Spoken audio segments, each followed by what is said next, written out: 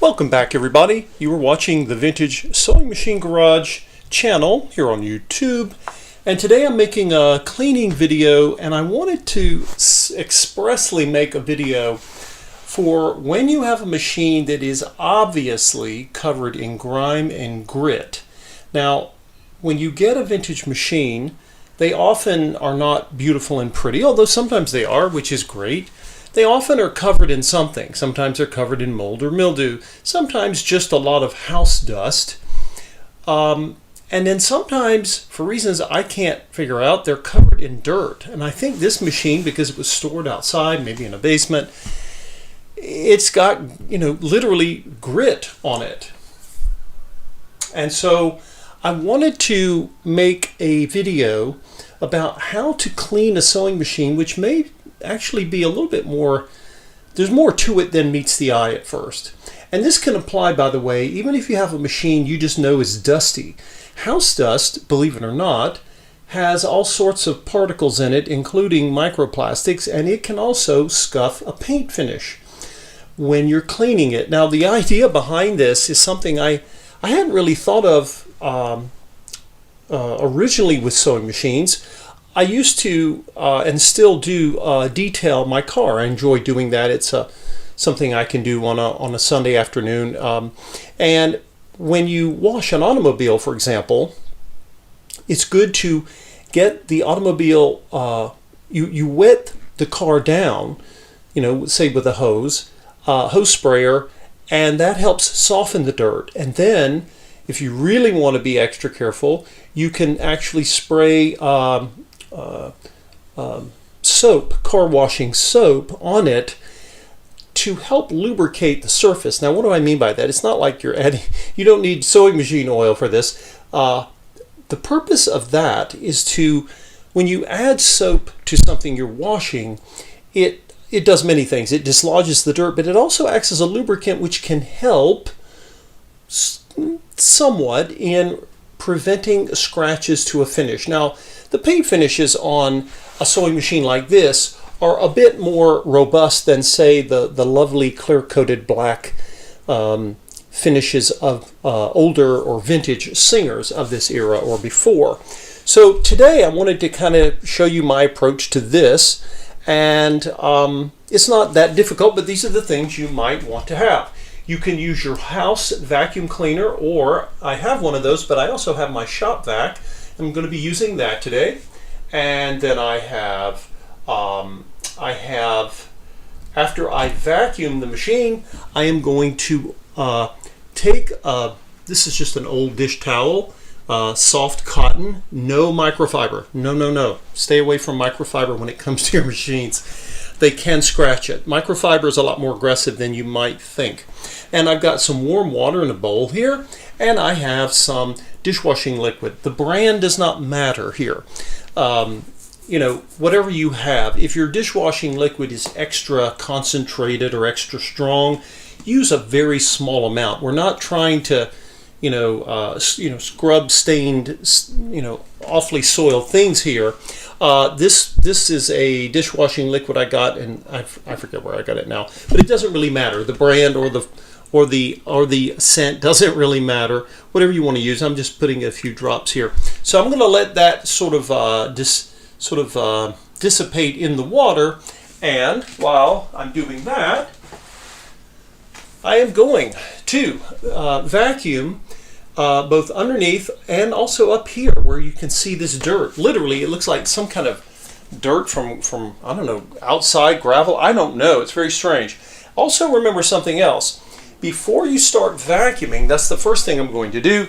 You want to remove anything that you don't want to get suctioned up in the vacuum cleaner. I know that is common sense, but you'd be surprised, and I've done it before not paying attention. So I have the little compartment over here on the right, and that is, of course, where the dual plug outlet exists, and we're not going to be putting any water or liquid over here whatsoever, but we need to vacuum it. So the first thing I'm going to do is I'm going to kind of inspect, and all I see is dust and grime, but I do see this, and it's It's leather tip needles.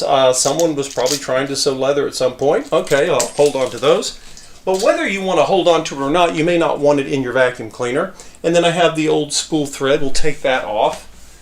Just get anything that should not be at the mercy of your vacuum cleaner.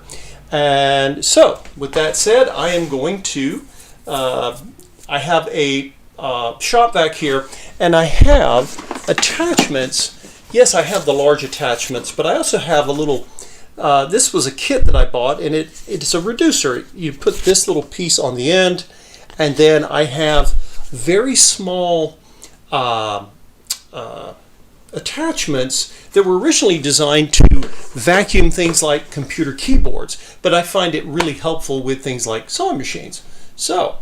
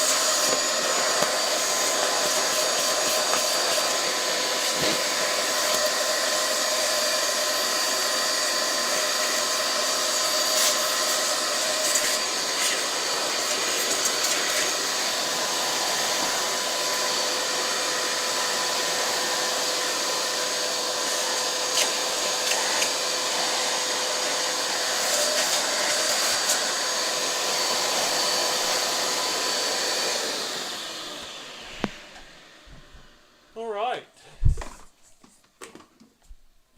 Hopefully you did not suffer too much during that episode. And one of the things that came out of here was a needle. It was somewhere. It must have not gotten into the vacuum.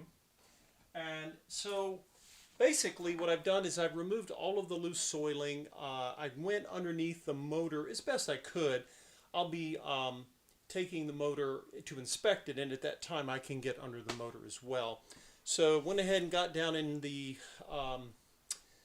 bottom of the carry case here. I may get more things to fall in there as I clean the machine. So what's the next step, if we will? I have a little sticker here up top. I don't know why it's here, or I don't know if that's what someone paid for it when they got it at a I think the owner said they had gotten it at a garage sale or rummage sale of some sort. Not sure exactly, but there are different ways to remove this. It's being stubborn, but we have ways of dealing with that, including sewing machine oil. But what we're going to do now is I'm going to take, and I promise you this is really not, no rocket science to this whatsoever. So what am I doing? I've got a surface that's still dirty, and I could put sewing oil on it and use that, but I'm actually going to use this soapy water, okay? And I'm just going to kind of blot it over here. Don't use a lot. Don't flood your machine. You'll get your case wet, and that's sewing machine cases, unless you're sanitizing them, as I've shown in the past, we really don't want to get them wet per se. And I'm just dabbing. Again, this is it's not just water, it's soapy water here. And while we're at it, we'll put some on that little decal and let it do its thing. And basically what I'm attempting to do here, normally with, upper sections of a machine, I often go with, you see me use things like sewing machine oil and other things. But in this case, I'm actually just using, just a mild dishwashing detergent. Nothing strong, don't go crazy here. And that soiling came right off. Now, if you get stuff that is very stubborn and doesn't want to come off, it's possible it's either old oil that has turned amber and gotten really sticky, or it could be nicotine.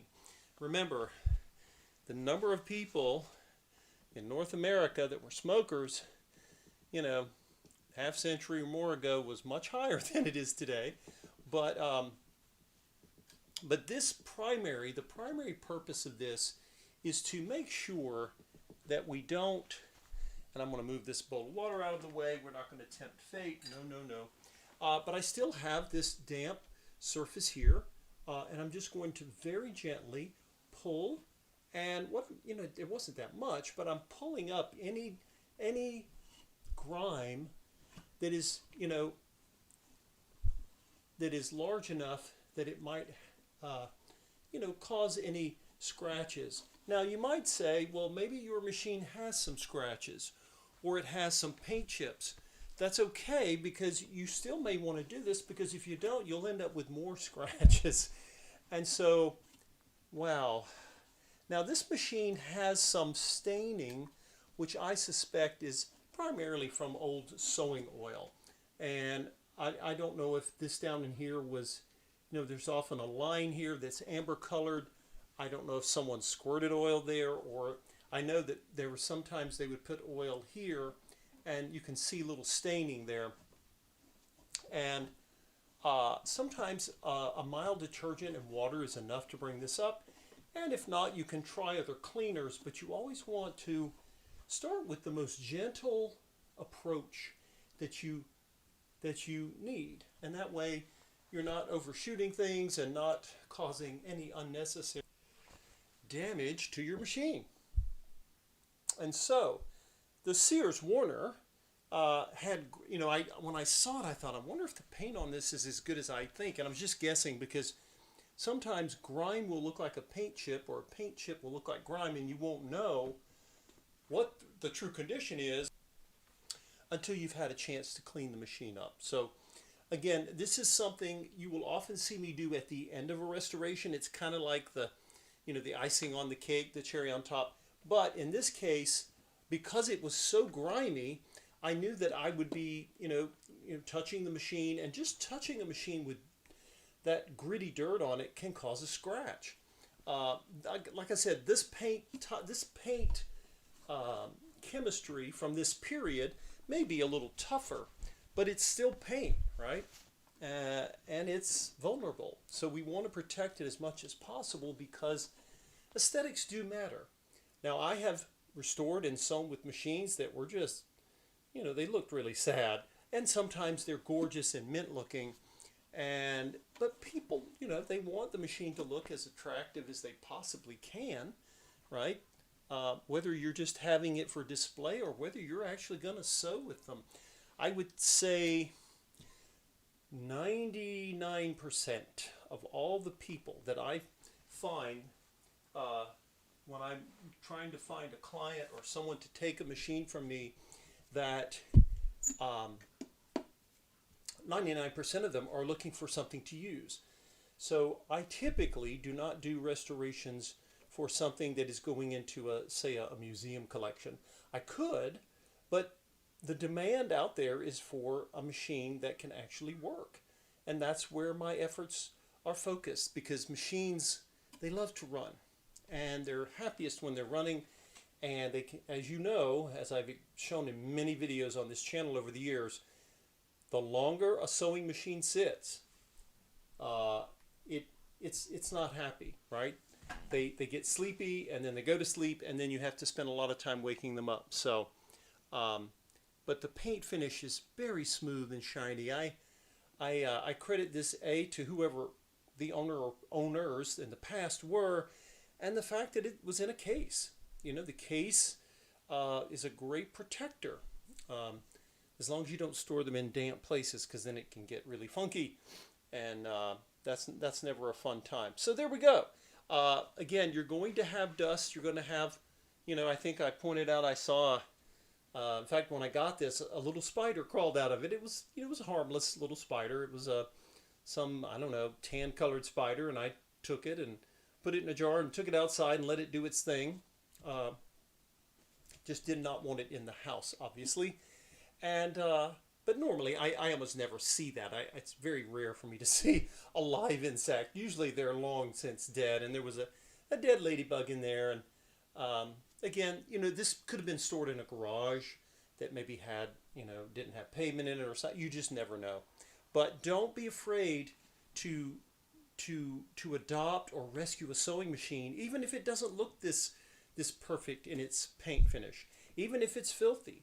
Don't let that scare you. Now, that can certainly help you when you go to purchase a machine, because, you know, if you're going to buy a sewing machine from someone, you can certainly negotiate the price if it's going to require a lot of cleaning, depending on the seller, of course. So, I hope that this was helpful. You know, I've seen a lot of dirty machines over the years with this restoration hobby, but this is one of those that literally had, again, I don't know what it was, but it was coarse grit on it, the closest thing to soil that you can get.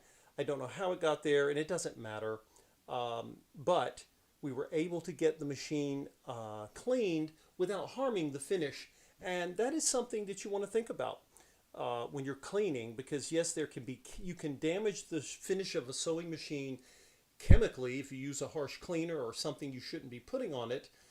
As I've told many of you, never get alcohol, which is a wonderful solvent for cleaning, you know, metal parts that are chrome or nickel plated. But be very careful with that around the paint finish, because it will damage it, and that's a chemical reaction that causes significant paint damage. But again, you don't want grit to get in there when you're cleaning it, because you can literally cause scratches that weren't there. And so fortunately, I managed to not do that. And I don't know if I can always take my little dishwashing detergent solution, and I can go around with my cotton swabs and get in these little these other areas. But I'm hopeful that this little Sears Warner machine that no one would pick, you know, it's like a misfit toy. People came for I don't know if any of you saw the last video when I was talking about this machine, but the fact is, this machine was offered at a thrift sale or a garage sale, raising money for a cat rescue, and people bought a lot of stuff, but they ignored this machine. Nobody would take it, and I don't know why. But I was certainly happy to do so, and the money that I paid for the machine was, as I mentioned before, you know, went to the cat rescue, which is kind of interesting. So anyway, thank you all again for watching the channel. If you would like to support my efforts to rescue more of the forgotten machines like this, feel free to donate to my channel. It is the easiest thing to do. Every video and even the homepage of the channel has a Buy Me a Coffee link. You can simply go click on the link. You'll recognize my page immediately, and you can donate as many coffees as you would like. And it helps my efforts to travel, searching, buying, restoring, and sharing these amazing machines from the past. Thank you all for watching. We'll see you next time.